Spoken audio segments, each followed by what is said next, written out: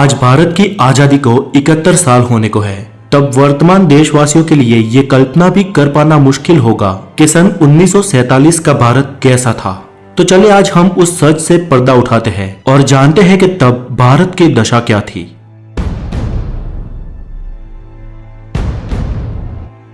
साक्षरता की बात करें तो आजादी के वक्त पूरे अखंड भारत में सिर्फ 12% लोग ही पढ़ और लिख सकते थे। पूरे देश में कुल 5000 हाई स्कूल थी, 600 कॉलेज और 25 यूनिवर्सिटीज थी।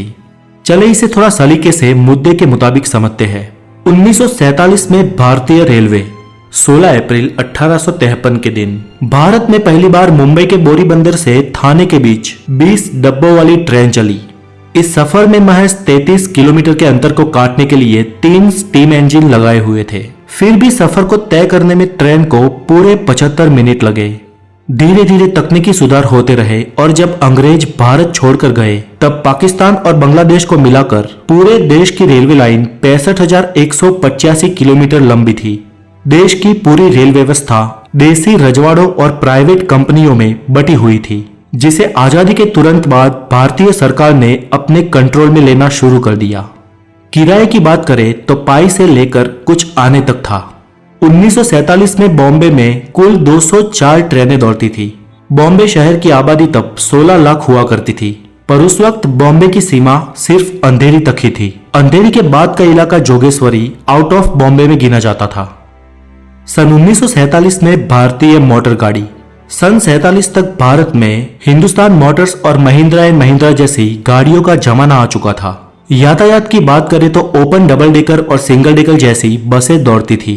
किराया तब कुछ 4 आने के आसपास था और पेट्रोल के दाम 41 पैसे प्रति लीटर थे।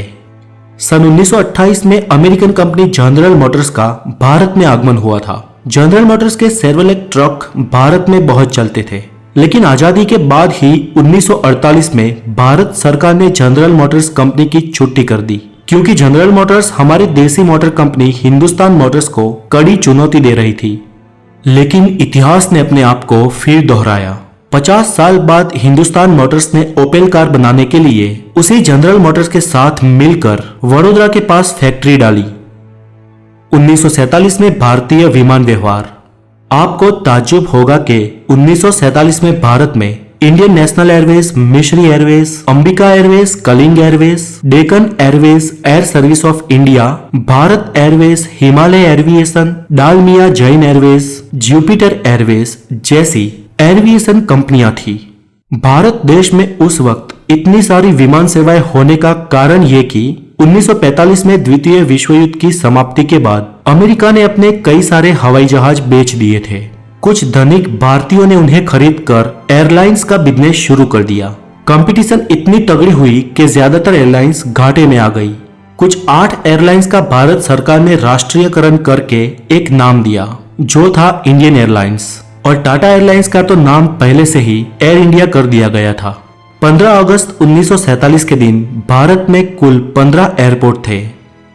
1947 में भारतीय मुद्रा। दोस्तों, आजादी के वक्त भारत की करेंसी रुपया ही थी, पर आजकल सोशल मीडिया पर बताए जाने वाले उसके रेट सही नहीं है। सोशल मीडिया पर आमतौर पर यह मैसेज वायरल होते हैं कि तब भारत का 1 रुपया $1 के बराबर था, लेकिन वास्तव में सन 1947 में $1 बराबर 3.13 इंडियन रुपीस था और 1 पाउंड बराबर 13.33 इंडियन रुपीस। बेशक रुपया तब आज की वैल्यू के मुकाबले बहुत मजबूत था। बंटवारे के दूसरे ही दिन पाकिस्तान के सामने ये प्रश्न था कि वो अपने देश में आर्थिक व्यवहार किस मुद्रा में करे, क्योंकि तब नोट छापने की 6 प्रिंटिंग मशीनें थी और 6 की 6 भारत की थी। इसलिए पाकिस्तान ने परमिशन लेकर भारत के ही नोट पर हुक्म पाकिस्तान लिखकर अपना काम चलाया।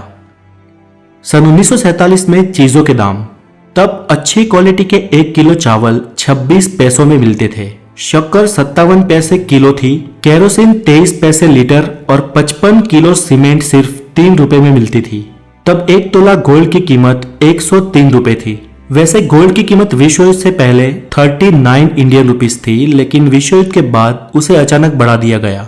इसलिए ये कीमत उस वक्त के लोगों को बहुत अधिक लग रही थी, और लगती भी क्यों ना, तब लोगों की आय भी तो बहुत कम थी। उस वक्त भारतीयों की एवरेज इनकम सालाना, आई रिपीट सालाना 265 रुपए थी। इतनी कम इनकम होने के कारण ज्यादातर लोग महंगाई कम होने के बावजूद भी उतने मजे नहीं ले सकते थे और आज के दौर में हम अधिक महंगाई में भी मजे मार रहे हैं।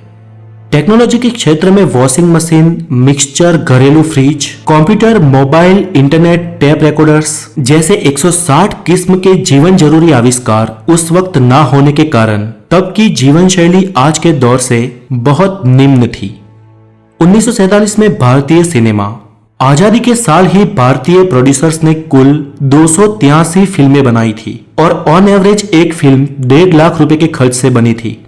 बंटवारे के बाद भारत में कुल थिएटर्स की संख्या 1384 थी, जबकि अलग हुए पाकिस्तान में कुल 117 थिएटर्स थे। तो दोस्तों, हमारे पुरखों ने जिए उस दौर की बातें आपको कैसी लगी हमें कमेंट बॉक्स में जरूर बताएं। और अगर आप नए हैं तो द नॉलेज को जरूर सब्सक्राइब करें और हो सके इतने इस वीडियो को लाइक और शेयर करें। आपकी शुभकामनाओं के साथ फिर मिलेंगे हेल्दी नॉलेज के साथ। तब तक के लिए खुश रहे। वंदे मातरम। Take care.